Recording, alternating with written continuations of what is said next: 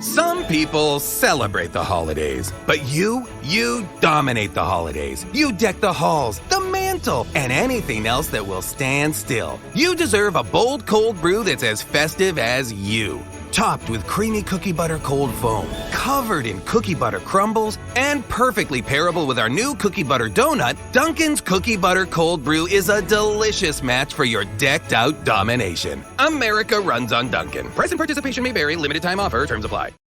Hey guys, it's Allie. Welcome back to Infertile, the podcast. This is episode 195 called Lauren. Hello, everybody. This is Allie and Blair, the co-founders of Fertility Rally, and we are here to tell you a little bit about who we are, what we do, and how we can support you on your infertility journey. So we wanted to let you know that Fertility Rally is the membership group that we created. It's the place we wish we had when we were in the thick of it. We offer support groups. We have private Facebook groups. We have tons of events, lots of videos, blog posts, so much content. We're starting to do IRL events as well, and we want to be there for you no matter where you are on your journey. Yeah, our favorite part, we had no idea where this would go when we started it, and our favorite part about it is watching all of our members, which is like 300 plus at this point, connect and create true lifelong friendships. We have members that are meeting up in real life. We have members that are supporting each other on Instagram. We have members that call each other best friends now. And honestly, like that is the most rewarding thing to see. We had no idea it would go here. And so we're inviting you to join the Rally fam. Yeah, it's such a great space. It's a safe space. We also have fun when we can. So we would love for you to be a part of it. Check us out on fertilityrally.com and on Instagram at fertilityrally. Hope to see you guys soon. Today's episode is presented by BELI. BELI offers modern prenatal vitamins optimized for fertility, prenatal, and post-pregnancy health. To learn more about how to optimize your fertility and pregnancy health, check out their vegan-friendly, dairy-free, non-GMO vitamins for both men and women at belibaby.com. That's spelled BELIBABY.com. The best part, if you use code ALLIE15, you'll get 15% off your first month of either BELI Women or BELI Men. Again, that's code ALLIE15, ALI15, for 15% off. Thanks, BELI. Oh my gosh, you guys, I could have talked to Lauren all day. This woman who you are about to hear my conversation with is so incredible. She's just an amazing, dynamic person and so fun to talk to, even when we're talking about hard shit. She and her sister host a podcast called Cozy Conversations. If you haven't listened to it, go check it out. I was recently on their show, and it was one of my most fun podcast interviews I've ever had done. So thank you to them for that. But this conversation is all about Lauren, and she's going to tell us all about her fertility journey, going through IVF, and all that stuff. So in addition to going through IVF, she's going to talk about what she calls her horrible endometriosis and how growing up she just had these crazy painful periods. We are going to talk about the sex education that we both got, or the lack thereof, and how it kind of landed us in this no man's land of, not knowing what was going on with our fertility later in life. She's going to talk about going through IVF, and she's so real and funny, and I just love this conversation. So thanks to Lauren, and thank you guys for listening. Without further ado, this is Lauren's infertility story.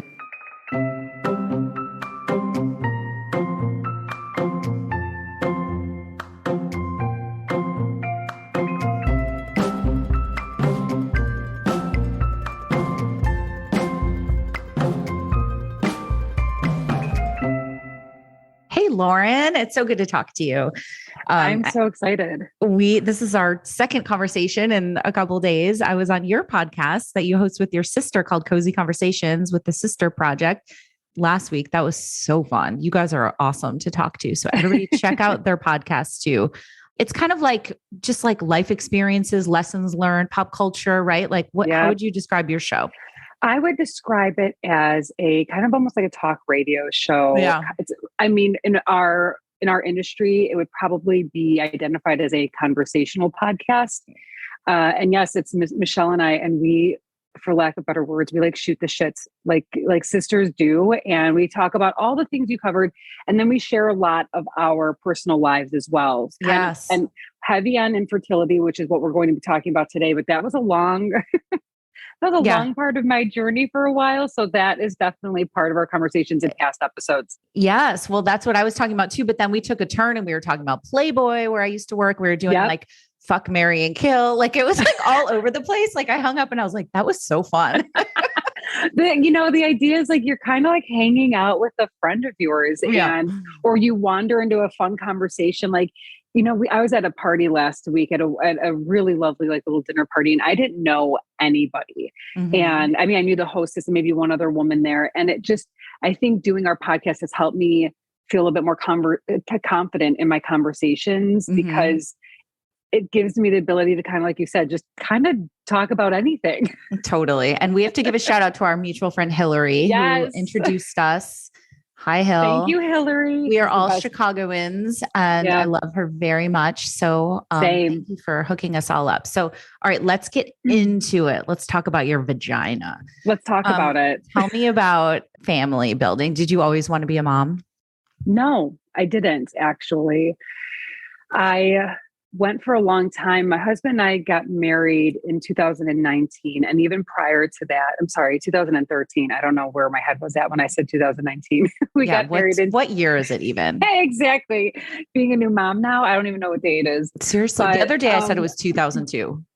I mean, honestly, I would believe you if you told me that, because that's where it's true. It's really true. It's 2002. Anthony and I got married in 2013, and we had no really want for children. There were our wants at that moment were traveling. That was our baby. We traveled the world, and we traveled a lot of places in lieu of building a family. It was a decision that we were very comfortable with, and we had so much fun. And it was probably around... So I should give a little backstory. My mom was diagnosed with dementia in 2015. So sorry. So thank you. And it happened fast. She was acting. If anyone is familiar with this disease or Alzheimer's, you know that there's a lot of behavioral things, not only in the home, but also in socially. These individuals start acting different, if you will, very questionable. And so from the time I got married from 2013, that behavior from my mom was starting to make itself more prevalent and more out there. So once 2015 rolled around, she got diagnosed with a form of dementia called FTD. And it is where basically it's your decision making. It's part of the brain that houses all of your decision making and your behavior. And that kind of went all out the window. So from the time I got married, didn't want kids, to 2015. And then until she passed away in 2019, I had my hands full with an individual. And I don't mean to say that in a bad way. Right. I was very, hey, we were really hands-on with June, our mom. So, and in a way, Allie, honestly, they resort back to babyhood. It's literally like a 60-something-year-old person regressing. That's so tough as the child, right? You have to switch roles. It's so tough. But the reason why I'm sharing this is because she taught me so much. She taught me how to have that kind of more nurturing side of me that I didn't even know existed. I had like a passport side to me. I had like a traveler side, you know what I mean? I didn't know I had that compassionate, empathetic, more motherly side, because that's essentially what you have to do with individuals with Alzheimer's and dementia. So when caring for her, I found that, wow, I can actually do this. I'm okay with changing diapers and speaking with an individual. And of course, it's my mother. I would do anything for her, but who has no ability to help herself anymore. Right. So there was slowly this maternal side of me began to kind of unravel, show itself, if you will. Reveal itself. Yeah. Yes. Reveal itself. And around 2016, 17, Anthony and I just started to be less careful. We were just like, okay, but before we were pulling in, praying to not get pregnant. And then we were not doing that. And I've never used contraception. It was one of those things where we just kind of threw all caution to the wind and we're like, okay, let's let's start seeing if I can get pregnant. And that's where my journey of infertility began. Right. You're like, if it happens, it happens. And you have, the same kind of sex education that I did, where it was just like, it's super easy to get pregnant. Yes, if you don't protect. Okay. Yeah. So that's such a common theme in all of these stories. Right. Because it's like, how am I a 30-something-year-old woman and not realizing that there's a lot more that goes into it? We talked about this in our podcast, you and I and Michelle, that there's a such thing called like a specific time that you can get pregnant. And really, it's like the only time. So we were just having sex all the time. I mean, we were just like, oh, and maybe I'll get pregnant. Of course, that didn't happen the way that we thought it would. So, you go to a doctor. I thought what I was supposed to do is go to my doctor and announce to them I want to start having a baby. And they were going to give me some sort of like magic toolkit and be like, okay, this is how it's going to get done.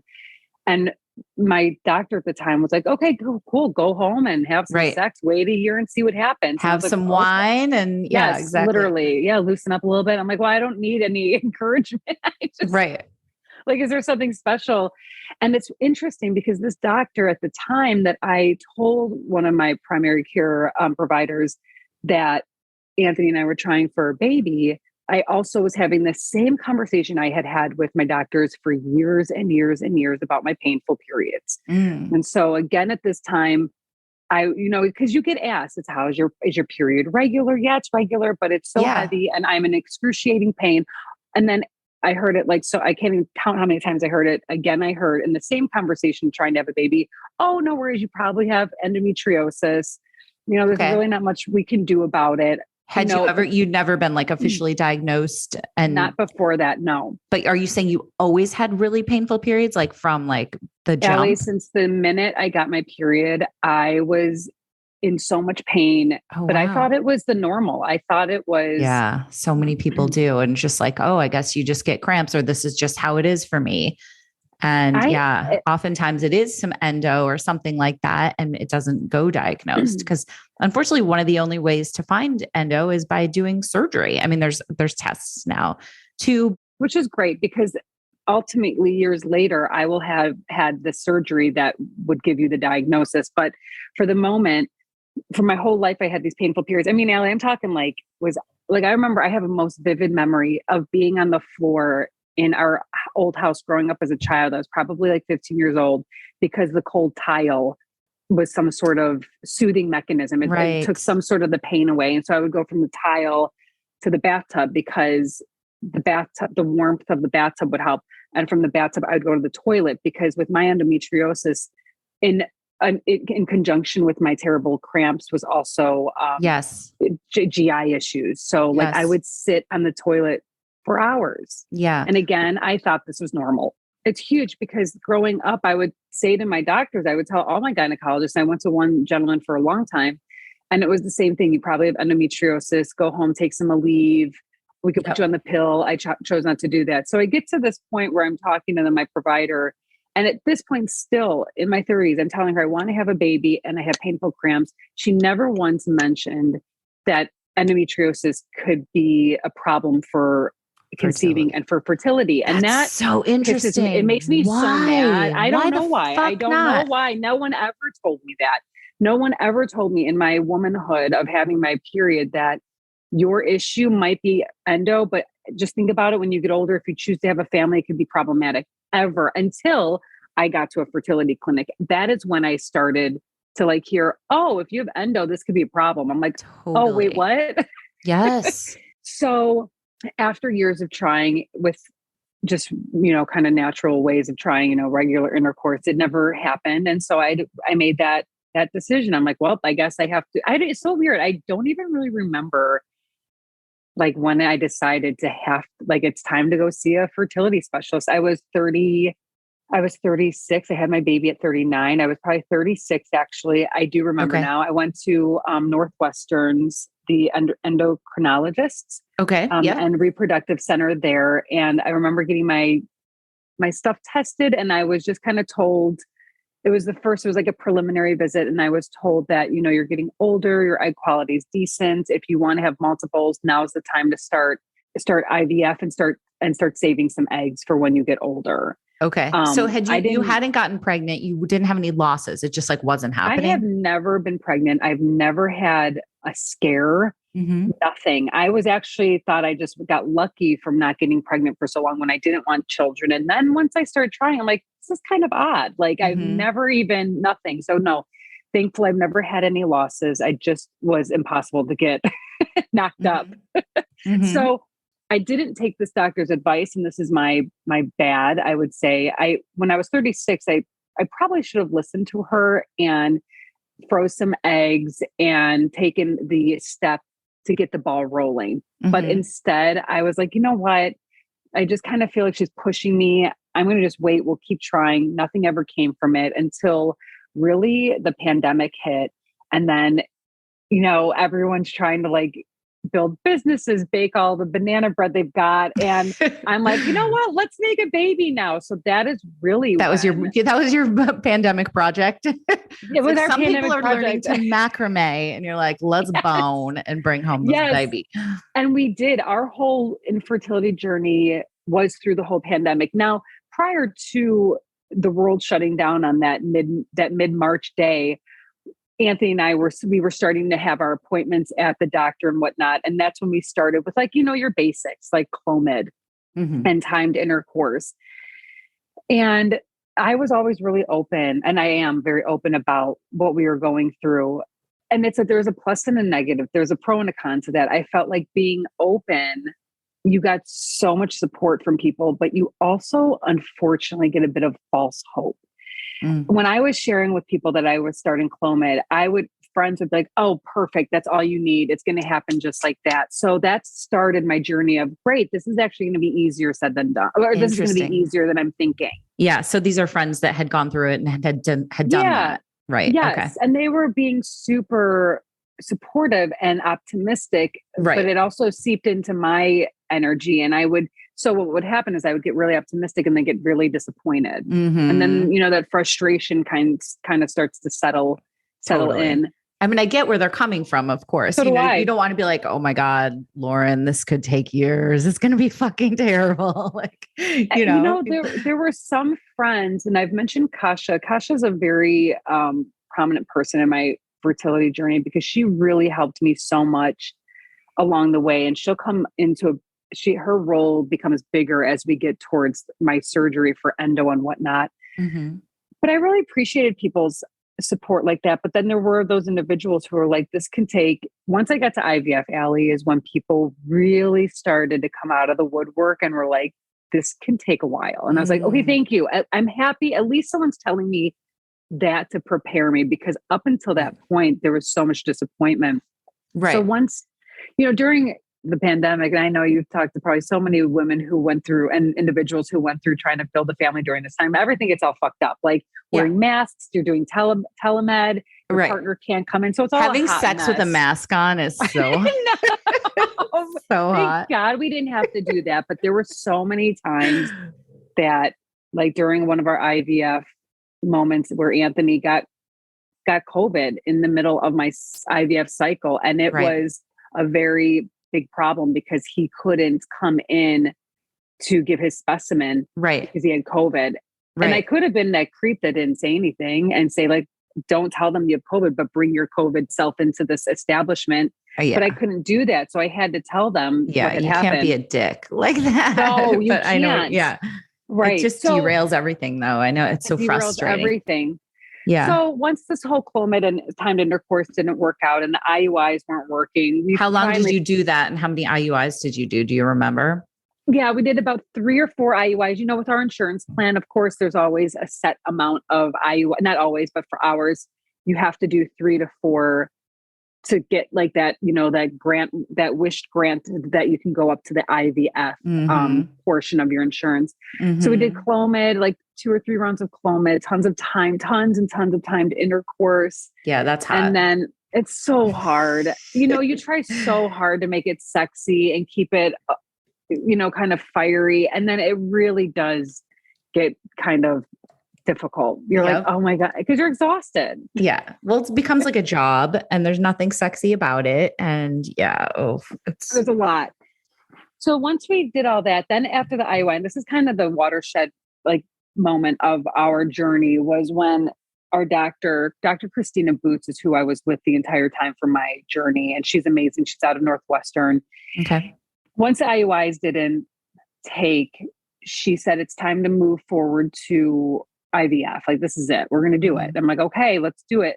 And then we started talking about endo again. And I'm like, but here's the deal. How is endometriosis, if I do have it, which again, I'm not diagnosed yet.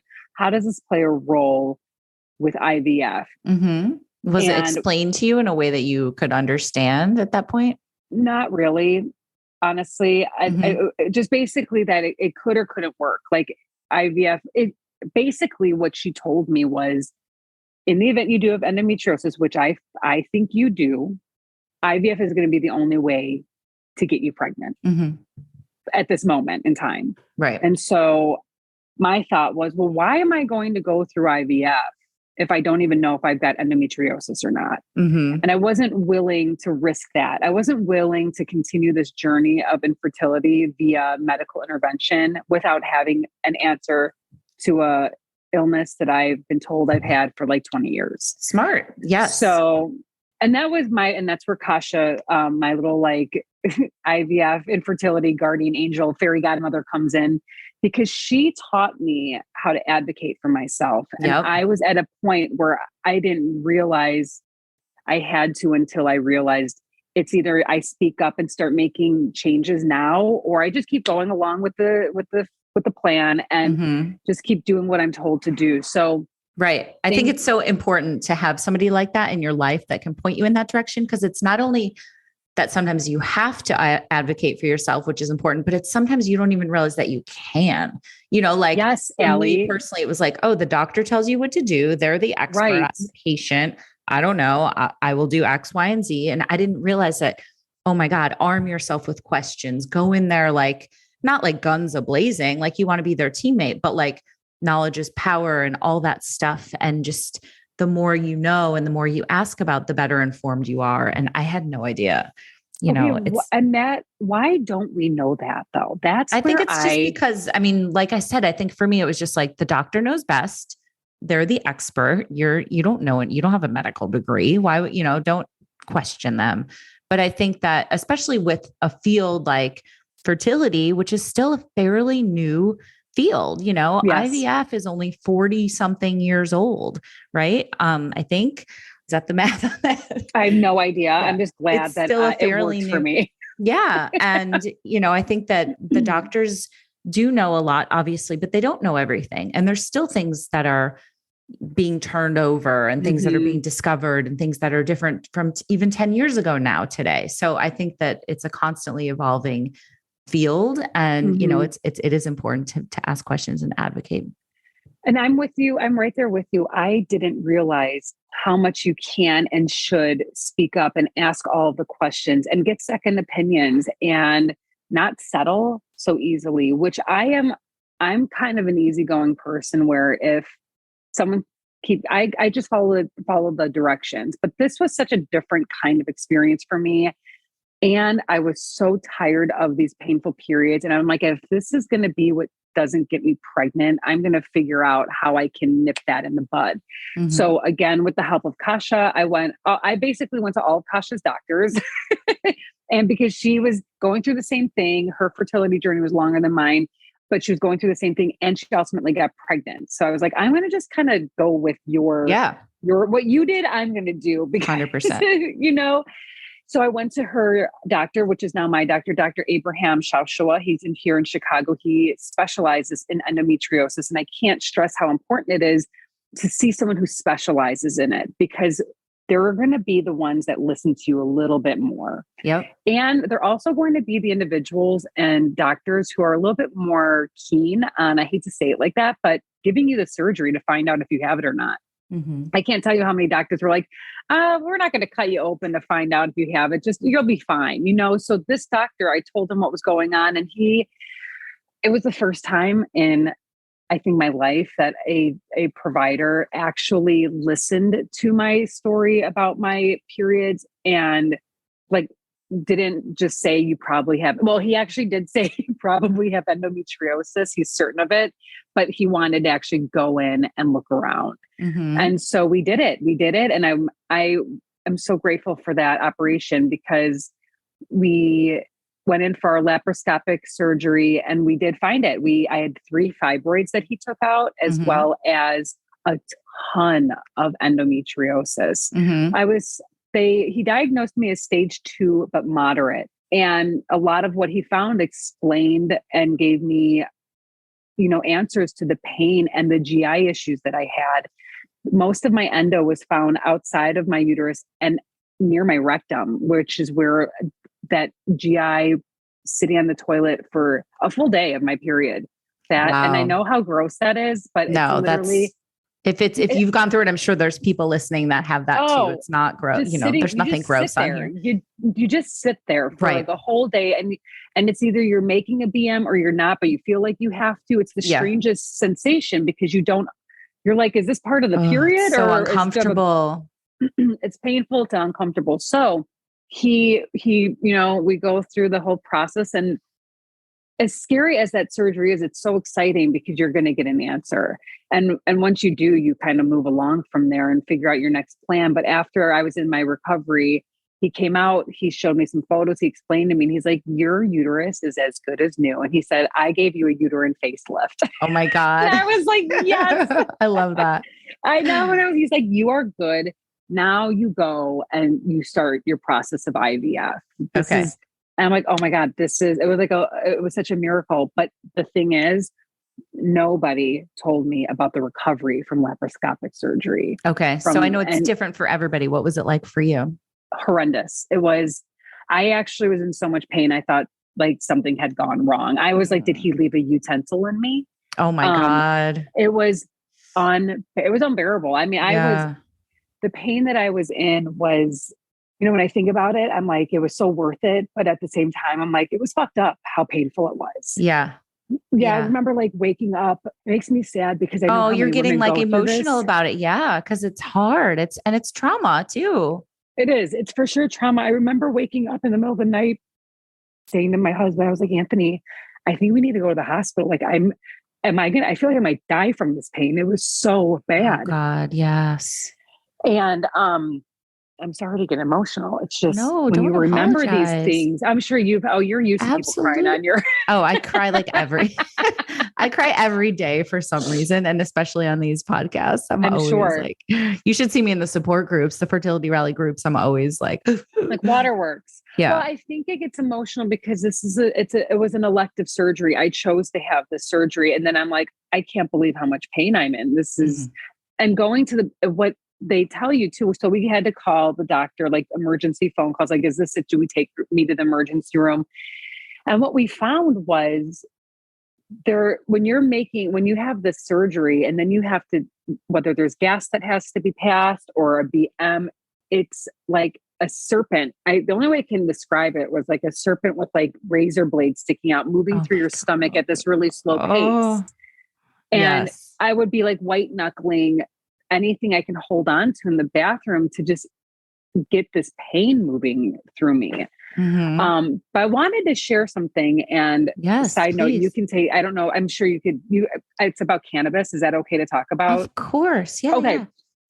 So I wanted to share that what helped me a lot with my pain was a lot of heating pads, but I chose to not take any pharmaceuticals because it was just for no other reason except for I just chose not to. But then I chose to try cannabis. I used to work at a dispensary and at a medical dispensary, and I had individuals of all walks of illnesses in life coming in to treat their pain and whatnot. So I'm like, you know what? I'm going to use this fucked up opportunity to see how good is cannabis as a pain relief. Okay. And I was taking 10 milligrams, which is a heavy dose for me, as like, I wouldn't do that as a recreational for me because it's a lot. What's the form you took it in? Like a gummy or like a chocolate or like in a gummy? And it was a Wana. The brand is called Wana, WANA. And I was taking the mango, they're mango sativa ones. So they're a little bit like more euphoric. They're not so much body buzz. Okay. I can't tell you how much that gave me a sense of relief. Oh, good. Okay, good to know. And to this day, I don't know if it was because you get kind of like a little like higher stone, the cannabinoids find their way into your system, or if it really did kind of find the pain and trigger relief there. But I would if you're not going to take pharmaceuticals, I would recommend going to a medical cannabis dispensary. And if you're open to that, it does help with pain relief. So do you need to have like a doctor's like note to get this stuff, or like, can you just go into like Illinois? No, in the state of Illinois, it is recreational, right? Of course, but you can get a doctor's note. Well, this is actually a really good question, Allie. There are in the state of Illinois about 40 something qualifying illnesses that if you have, you can get your medical marijuana card. Okay. And that is what that does. It gives you a tax break, and you do have a couple other options for medicinal cannabis at your disposal. So yes, to answer your question, you do need a doctor's note for something like that. But if you're going in and you're not looking for your medical marijuana ID, you can just go in and get most anything, although it will be more expensive. But if you have a chronic illness, say like endometriosis, or it's it's arthritis, all sorts of different ones, but endo can fall underneath those qualified. You can go in, and if it's chronic, I would for sure get it from your doctor, because that way you have that tax break, because cannabis is freaking expensive in this state, especially if you're using it to treat. I don't know what it's like in New York for you guys. I know I'm in Jersey now, so you're in Jersey. We have it here too, but I don't know anything about it. Yeah, it's now I'm intrigued. Field. I gotta look into it. Yeah, it's a fascinating field, and I can't recommend it high enough. Whether you want to do cannabis with THC or even CBD, they have those products. And I've seen individuals with so many different ailments come through and use it daily for pain management. Gotcha. Okay. So little off topic, but it is helpful. I think somebody listening might really benefit from that, actually. Today's episode is sponsored by Luna. You guys, is there anything better than a restorative night of deep, uninterrupted sleep? Think about it. When was the last time you slept hard? If, like so many other people, and like me, you seem to fall short of a really restful and rejuvenating night of sleep, I'm really excited to share a new tool with you guys. And believe me, I've tried all the things: melatonin, bath soaks, meditation apps, over-the-counter sleep aids. Sometimes they work and sometimes they don't. But then I tried the Luna weighted blanket, and I have to tell you all about it and how you can get one for 20% off. Okay, so recently I got something very heavy in the mail, and I couldn't figure out what it was, but it was the 15-pound gray classic cotton Luna weighted blanket. I used it that night, and Vince and I were fighting over it, and I truly did have a more restful, deeper night of sleep, and for the first time in weeks. I didn't know much about weighted blankets, but I Googled it, and I learned that they're based on a method called deep pressure stimulation, which is used by therapists to calm patients by applying firm, even pressure to the body.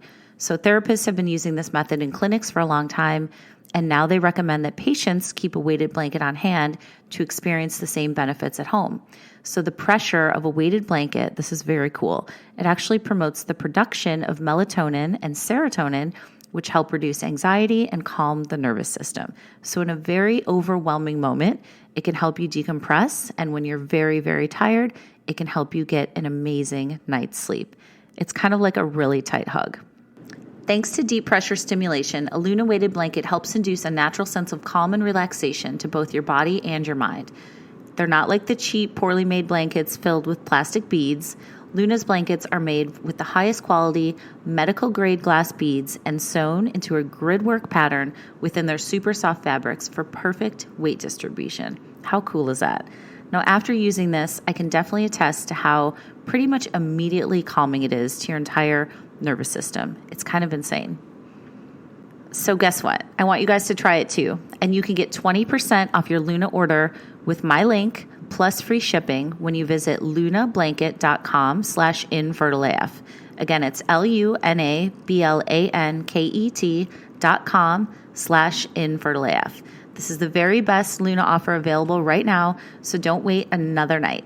Order now for free shipping and 20% off your next purchase at lunablanket.com/infertileaf. Sweet dreams. Today's episode is sponsored by Happy Healthy Hippie. If you guys are listening to this, you're no doubt looking for ways to boost your vitality, support your health, and just feel better. When it comes to supplements, I know it takes a lot of trial and error to find what works for you and what you specifically really need. Well, I'm excited to tell you guys today about a brand that has made choosing supplements easy, and I'm really enjoying them. They're called Happy Healthy Hippie, and they are a line of intentionally crafted, earth-grown herbal supplements to help support your whole self. I love that, coming at it from a whole self perspective. The ones that I've been taking are called Joy Filled and Be Grounded, and I immediately love that they're all about holistic, high-quality support. Joy Filled was made to help combat worries and anxieties, to uplift your mood, and to sustain your energy levels. And after taking them regularly, I am happy to report that my stress levels do feel noticeably different.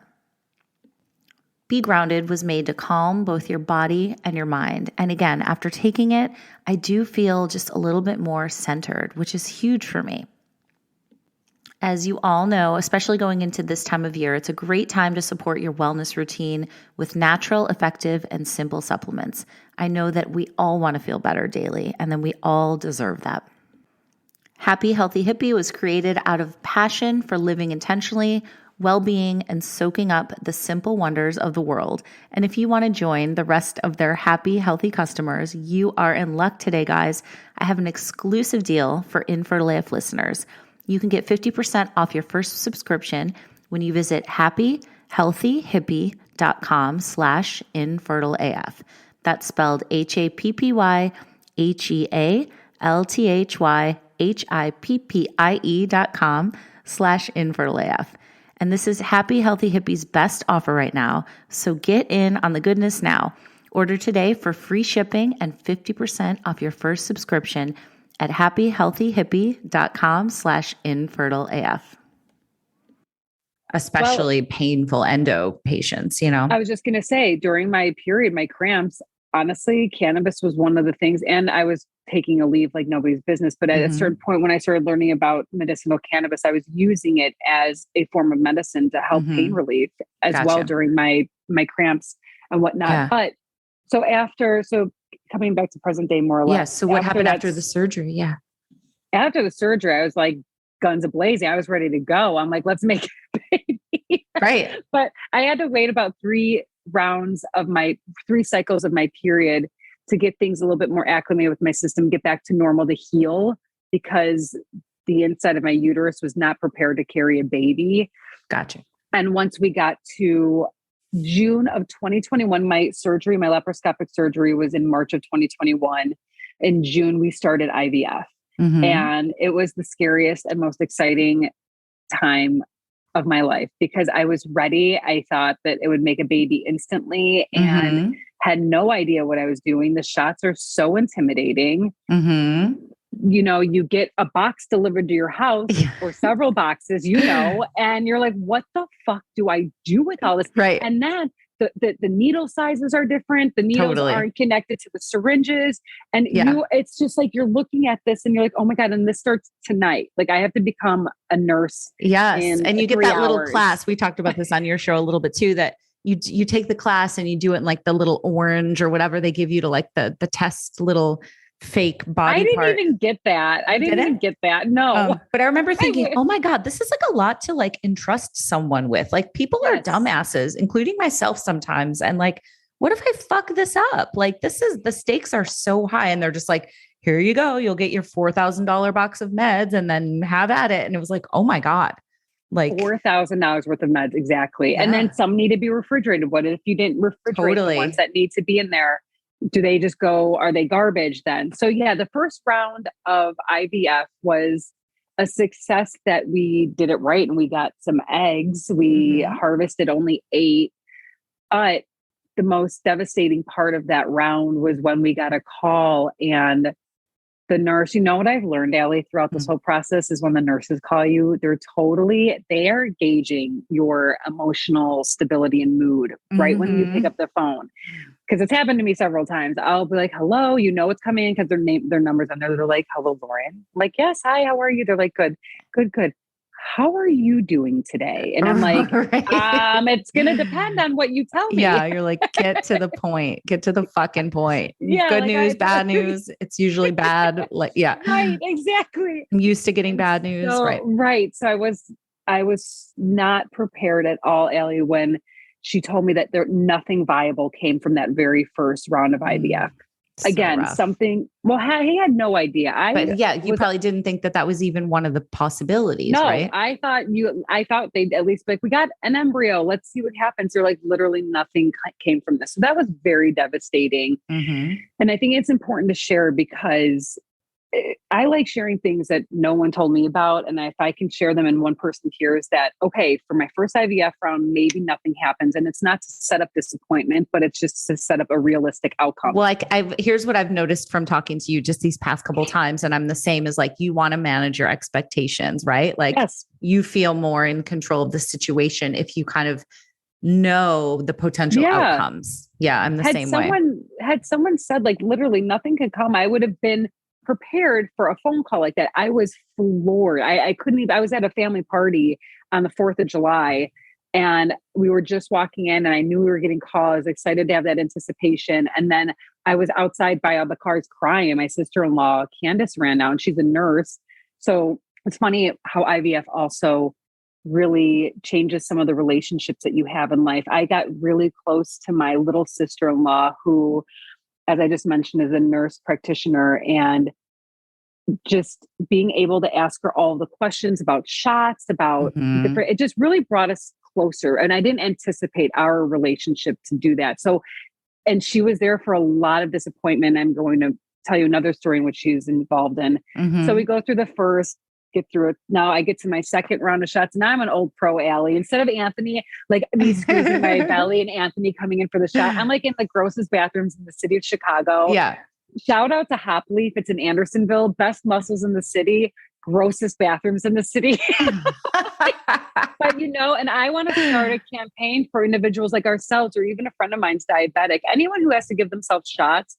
In every restroom, there needs to be, I don't care how big it is, it just needs to be a silver like shelf, whatever, a shelf just to place your shit on. So you can open it, get your shots ready, put your vial there. And because you don't want to use like the changing pad or like that like thing, or even the toilet seat. Like how many people have touched that with their shit covered hands? Or like, like at a bar, it's like how much cocaine is on the back of this toilet right now. Like, I mean, listen, I'll take some cocaine at this point. I'm exhausted. Give me some with my Menopur. Right. Exactly. But like, so that needs to be something that we talk to our like aldermans about anyways, I just feel like that's something that's important. So by the second round, old pro, it's kind of fun at this point. I'm exhausted. I'm pissed off. I'm hoping for the best. And we get 11 eggs and I think 2 are viable. Sorry, 1 was viable. We got to like the point where at the end of that round, there was 1. And so I watched 1 embryo and we decided that we would do a fresh transfer. I got to tell you, my favorite part of IVF, and no one told me this and made me, and I like to share this part. My favorite part, if there is a favorite part of IVF, is for the retrieval, the drugs they put you on. Because the whole time, 2 weeks, you can't drink, you can't enjoy any cannabis. And now you go in and you're like, you're going to give me the sleepiest, coziest drugs ever. Right. Exactly. It's like the best nap ever. It's the best nap ever. And it kind of just, you go in.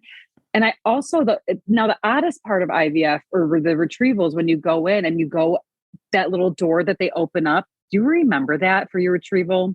There's a little silver door. They open the door up and they're like, name and birth date, please. And they're just making sure that you are the person that they're getting the eggs from. It's like Santa's workshop. And then they close the I don't think mine was like that, but that's cool. I mean, it was cool. But then the weird part again comes in where you're like literally spread eagle. You don't know anyone in the room really. And you're just opening up your legs so that they can take your goods. I know. It's such an odd weird thing. And like, again, I didn't have anybody at the time that I knew that had gone through it. And I was like by myself. And, I don't even think Vince was there for my retrieval. I don't know. Anthony wasn't for sure for mine either. Yeah. It's weird. Right. And I made a joke as they're giving me that beautiful drug. What is it? Versed. And I'm like getting a little loopy. And I remember being like, this reminds me of, and I said it out loud. I'm like, this reminds me of The Handmaid's Tale. Cause it's like, just open your legs now.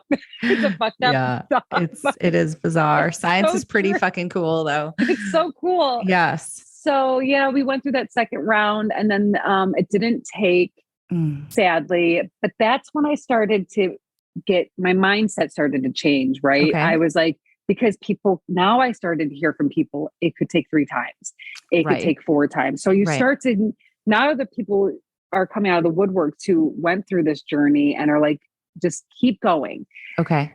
And so you had done 2 retrievals and 1 transfer at this point. Yes. Okay. Yes. And both unsuccessful. And so for this third round going in, it was also my birthday month. So you take a month on, a month off. Once you start going through multiple cycles of IVF, you get a month off, go have fun, get it out of your system, then you're back to business and then go have fun. Or some people do back to back to back to back to try to get as much as they can. Yeah, some people do. It's for mine, they were like, we're going to give you on and off months. We want to give you a break. Okay. So, and the thing that I loved about my doctor was I like to think of her like as a bartender, like a mixologist. She whipped up different cocktails for each different round. Right. A different protocol depending. Yeah. That's good. I know that some doctors go with the same protocol every single round, but for whatever reason, this was her method. It was working. And so by the time we got to the third round, it was my birthday month. And it was October. October is my favorite month of the year. My dead mom's birthday is in that month. So I felt strong going. I know it sounds sad, but for me, that was good stuff. I was like, June, my mom's going to come into this one. She's going to play a part. Maybe the universe will give me a birthday present. Right. So they were juicing me up on these crazy amounts of meds. And by the time it was all said and done, we had 24 eggs to harvest. Okay. Which was awesome. Yeah. And out of that, we got 1 embryo. Okay. Yeah. Sorry, 2 embryos. Okay. 2 embryos that were ready to go. And I don't know when, it was sometime after Halloween, because I was able to have fun on Halloween, but I was so constipated from all the meds. Another thing that people don't tell you about, the constipation. So were you doing a couple questions? Were you doing testing on the embryos? And then did you do a frozen transfer for that next round? Or were you still doing? We tested them and we fresh right in. Okay. But the problem with all of, with, like I mentioned before, COVID played a role in so many of these things, because when your husband gets COVID during your cycle, everything gets fucked up. So by the time we got to this place, they were just like, let's get these embryos right back in you. So we did, and it was right around or after Halloween. We got 2 embryos put back in, and miraculously, I got a call from Christina, my nurse, and this is where my headspace was at when she called. We were waiting for the pregnancy test call, and I answered the phone. It's funny when you think of your nurses, you get so close to them, but I haven't spoken to her since that phone call, and I should probably send her like a photo of my baby. So I picked up the send phone. her this episode and give her a shout out. Yes, I will do that. What up, Christina? Yep. And I answered the phone. I said, listen, before you say anything, I need to say what I want to say first. And she's like, what's going on? And I'm like, whatever you tell me, if it's bad news, I am ready to do another round. I just want you to know that we're going to do it again. So it doesn't matter. So what you tell us? And she goes, well, the good news is hopefully you won't have to do another round. You're pregnant. And I was like, and I was just so in shock. I couldn't even cry. Like when you're so exhausted from being happy and then disappointed, you're just thrilled. You're depleted. Yeah. There's no more liquid in your body. Yeah. So that is how we got to Luna. Okay. But without that scare that you and I talked about, the scariest part of my pregnancy was the subchorionic hematoma. Yes. Did I say that right? I believe so. Say it 10 more times though in a row, please. No, I don't even want to experience it ever again. So what we did on the night of Christmas you can call Eve, it an SCH. It's SCH. Yes. So on the night of Christmas Eve, we surprised my side of the family. We did something really cute, got the kids pictures, whatever, the ultrasound. And we surprised our family that we were pregnant. Great. The next day we were meant to surprise Anthony's family on Christmas Day. And so we did. And Christmas Day night, I had the oddest sensation. I felt like I had to go to the bathroom. You know, you eat so much food on Christmas and whatnot. I'm like, oh, my stomach's feeling funny. I also felt like a little lightheaded, something. It didn't feel like I was having a problem with my baby, but something just felt weird. So I decided that I went upstairs to the bathroom upstairs at my in-laws' home for some privacy. And Allie, I sat down and blood started pouring out of me. Oh my God. I would have fainted from sheer terror. Pouring. And I mean, you know, like you have again, you get PTSD, it's trauma. And I just looked down and it was like that thick. Well, first of all, it was a gush. It was like a watery, bloody gush. So I'm like, and then you don't know anything. So I'm like, in my head, I'm like, water breaking. No, it's too early for that. That's silly. I'm like 12 weeks pregnant. I don't even know if I have a water sac yet. And then I looked down and it was just that thick period, my endo period that I remember from my past. And it was just like a slow bleed. And I was like, oh my God, I'm losing my baby. This is it. Yes. And so terrifying.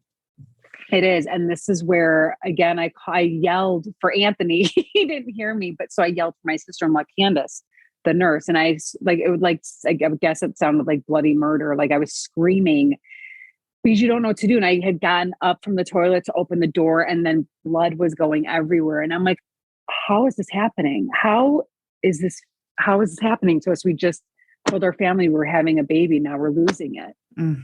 And so, you know, you lose, like I, in my head for sure thought it was a miscarriage. Yeah.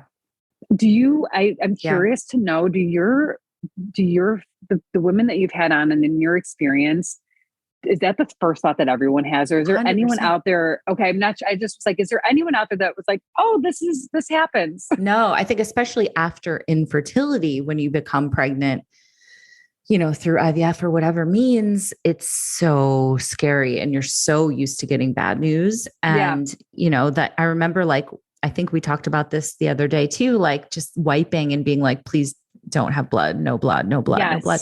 And that actually stuck with me even after I had my son.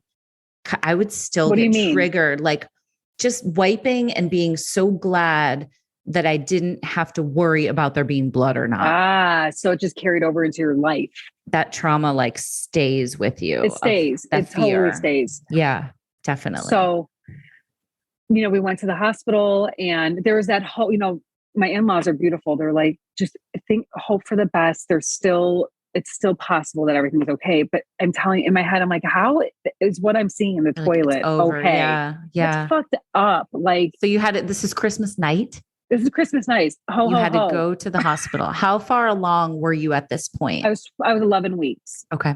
So we go to the hospital and, you know, something to note. And did you have any of your babies at Prentice? No, because I was in New York when I had mine. My sister did though. Yeah. So at Prentice, there's a triage for pregnant women. I had no idea. And I don't know if all hospitals have this, but it's a wonderful luxury. However, I did not realize that we had that at this point. So I went to the regular ER and it was a hot ass mess. I mean, oh God, yeah. You know, on Christmas night, it's beautiful because in Chicago, like the homeless will filter in and they'll just use the hospital as a place to stay, which is great. It's fine. A lot going on. So I finally get admitted and, you know, I felt like, have you ever seen the movie Scrooged? Yes, totally. I don't know. That vibe was just there. It was just like a lot of like loneliness and sadness. Right. But we get in and, you know, they set us up and they bring in like an ultrasound from like 1980. I'm like, why don't you guys have the good ones? And they said, I remember asking the nurse in the triage, I'm like, am I having a miscarriage? Like, is this what, can you just shoot me straight here so I can like get with my wits about me? And she's like, well, you're bleeding a lot, but it might not be a miscarriage, but it might be one. I'm like, okay, that didn't help. But so let's just give thanks, bitch. I'm like, and moving along. You're like, where's Bill Murray? He'll tell me the truth. Yeah.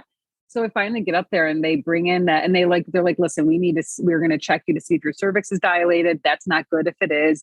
And we're going to check for a heartbeat and let's hope that there's a heartbeat. And, you know, you get a bunch of strangers going in. Again, with our infertility, we know how many strangers' hands have been up our vaginas. So just another group of people I've never met before going up and no cervical dilation, which was awesome. Good. So I'm like, okay, that's the first thing. And then I'll never forget it. The ultrasound was kind of turned less towards me and more towards Anthony, and they put it on my belly. And he's like, oh my God, is that a heartbeat? And I was like, shut up, Anthony. Like, don't speak right now. Cause if you say that and they say, no, that's not, I'm going to like combust. So I'm thinking, just be quiet. Right. And the doctor's like, there's a heartbeat. There's still a heartbeat. And it was at that moment where I was just like, okay, we're good. We're good for right now. And that's the thing though, Allie, about, I think for right fertility, now, yeah. For right now, everything is just so, you have to try so hard to be present, because yes, if you think too much about the future, there's just so much space for disappointment. I know. And I think that's one of the things that sucks about it too, is that, it's infertility robs you of these moments where there should be like pure bliss and you're just actually fucking terrified for the shoe to drop. Like, even if you get good news, it's hard to sometimes lean into that and celebrate that because you're so guarding your heart that you don't want to get your hopes up. And I think that emotionally, that's one of the real hard parts, is that, we talk all the time about how pregnancy after infertility is not this joyous occasion. It's fucking terrifying. And it's like, yes, that's the goal. And not to ever, people of course are happy they've gotten to that point. But I think that people who haven't had loss, who've gotten pregnant, don't really realize how terrifying it can be. And the word terrifying, I think, is the perfect word to use, because it really is. You just feel so susceptible to anything bad can happen. Yeah. And you will just expect more bad news. Right. And it takes away from that. You think when you start trying to have a baby, you think that picture perfect, you're going to miss your period one day and then you're going to pee on a stick and it's going to say pregnant. And what's interesting about IVF, you've got to do everything a little bit different, but you can still have those moments. And that's something I wanted to point out. Like, even though my doctor or my nurse, Christina, called me and told us we were pregnant and we didn't have that like pee on a stick moment, a week later, I did get a stick and I peed on it. And I left it on Anthony's computer just to like add that excitement and add that a little bit of normalcy to the journey that we were on, because it's so trying. And it takes away from that natural enthusiasm that having a baby can provide, or getting pregnant can give you. Yeah. So in IVF, you kind of just have to kind of reroute the way you find joy in becoming pregnant, if you can find joy in it. And it's more like pockets of joy. It's like moments of joy, or like, today it's good. Today I feel good. Today everything's okay. Tomorrow, who the fuck knows? But back to that subchorionic hematoma, I just wish that someone would have said to me that bleeding is, I know it's not normal in pregnancy, but it does happen. Yeah. And it's more common in IVF pregnancies. Is it? Yeah. Is it? I did not know that. Okay. And I feel like, you think about movies, a movie that really sticks out to me. Have you ever seen the movie, The Hand That Rocks the Cradle? Of course. Okay. It's like one of my favorite movies. Remember, she suffers a loss. She falls. I think there's some blood. And I'm like, for me, that is a miscarriage. If there's blood, you're miscarrying, because of Rebecca De Mornay, is that her name? Yes. Oh my God. And that's how you associate blood with pregnancy loss, because of films. Because unfortunately in real life, we're not taught these things. So we have to resort to Hollywood cinema to tell us what happens when one becomes pregnant and whatnot. So I just think for anyone listening, I think that the trick for bleeding in pregnancy is and I didn't do this, and this is why I'm trying to help others, is just to stay calm, because like my mother-in-law said, like, there's still hope. Like, just because you're bleeding doesn't mean you're losing it. And I did not believe her for a fucking second. I know. I was like, you're just trying to be nice. I know. You're trying to make me not have a pure anxiety, full-blown anxiety attack, but it's true. There is still hope.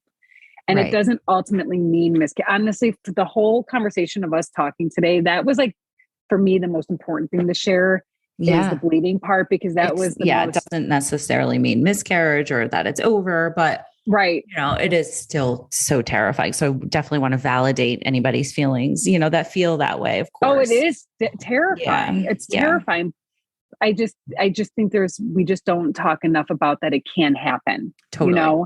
Totally. So it did happen. It can happen. And we never found out the gender of our baby. And then on July 1st of this year, Luna popped out. Oh my gosh. Tell me about that moment when you got to hold her. It was freaking awesome. The moment I got to hold her, I thought of like a real quick, it's almost like a flip book. You know, like when you flip a book and it's like the cartoon, Yes. You know, you see like a whole animated quick movie. Yes. A flip book went through my brain. And I remember thinking like, you survived that bleed. I tripped once during my pregnancy. You survived that trip. You made it through a petri dish and from a syringe into a catheter into me. And I'm holding this baby thinking like, you're so strong. Like you got to hear, we did it. And it was the best moment ever. Anthony was too shocked. We wanted a baby girl. And I don't know if that's okay to be. I think you can say that. Right. And now that's what we got. We really, really, really wanted a baby girl. And we wanted a baby girl because we just love little baby girls. And my mom's name was June. And we wanted to name our baby girl Luna June.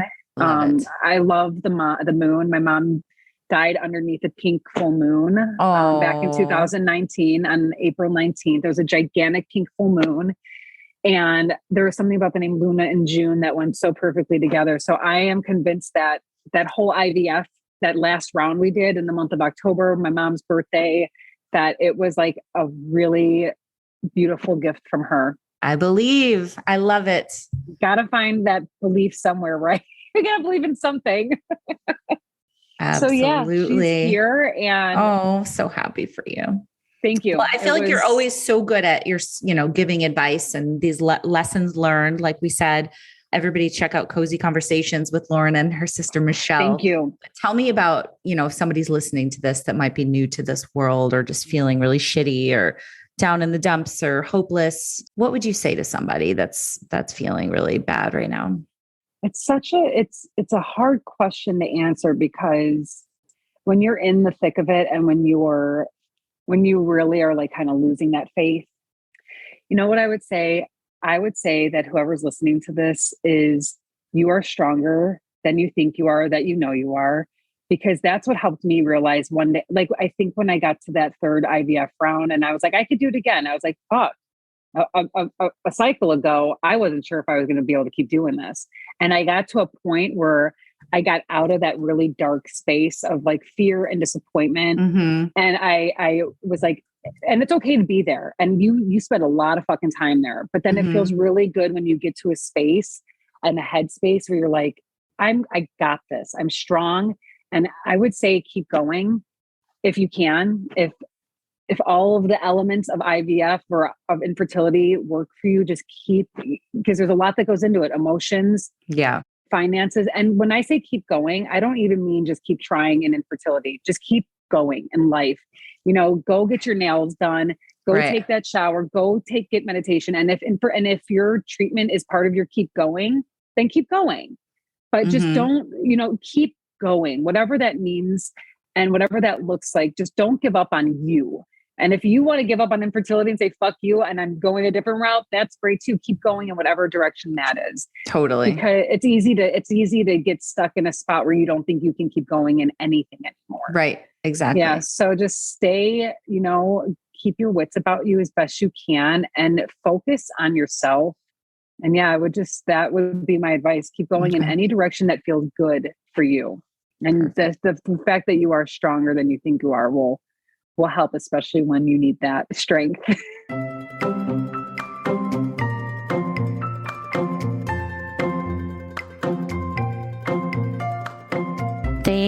Thank you for listening, everybody. Thank you so much to Lauren. Go check out her podcast, which is called Cozy Conversations.